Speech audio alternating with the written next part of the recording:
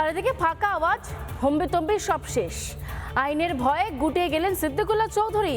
1 কোটি জমায়েত তো দূর, নিজেই গাড়ি থেকে নেমে 1 মিনিটও দাঁড়ালেন না।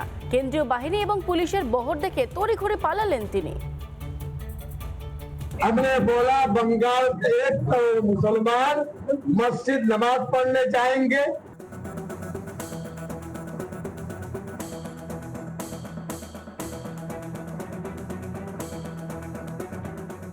हमारे सिद्धांत आईনের রাস্তা খোলা। এ তো রীতিমতো ডিগবাজি। হাওয়ার চেয়ে দ্রুত গতিতে ডিগবাজি খেলেন সিদ্দিকুল্লাহ চৌধুরী। বৃহস্পতিবার তো 1 কোটি লোক জমায়েতের ফাঁপা হুমকি দিয়েছিলেন। बंगाल के 1 करोड़ मुसलमान नमाज पढ़ने जाएंगे। सुबह की नमाज कल 11:30 बजे गेट पर जाएंगे।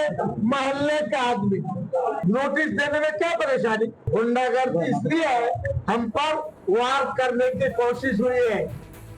আর শুক্রবার সেই সিদ্দিকুল্লাহর মুখেই আইনের কথা। আমাদের সিদ্ধান্ত আইনের রাস্তা খোলা। 1 কোটির বেশি মানুষ নিজের নিজের মসজিদে দোয়া করেছেন যথাসাধ্য কালো ব্যাজ পরে। এক হলো আদালত, আর একটা হলো অফিসিয়ালি চিঠি, সেটা কমিটি আলোচনা করে ঠিক করবে। কেন হঠাৎ মিনমিন করছেন সিদ্দিকুল্লাহ? আসলে বিমানবন্দর পৌঁছাতেই চক্ষু ছানা বড়া প্রাক্তন মন্ত্রী মশাইয়ের। এলাকায় 4 জন বা তার বেশি লোক জমায়েত হলে প্রশাসন আইনানুগ ব্যবস্থা নিতে বাধ্য থাকবে। অনুরোধ করা হচ্ছে যে এই নির্দিষ্ট এলাকাতে অবাঞ্ছিত জমায়েত করবেন না।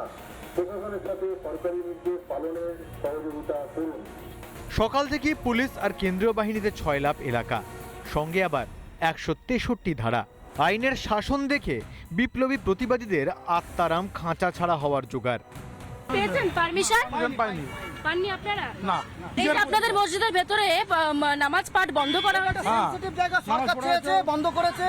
নো সূচনা না, বাইরে অন্য জায়গায় পড়বো। কোথায় পড়বেন তাহলে? আমাদের মাদ্রাসা আছে, আমাদের মসজিদ আর বাইরে কি জায়গা আছে, সেখানে পড়বো।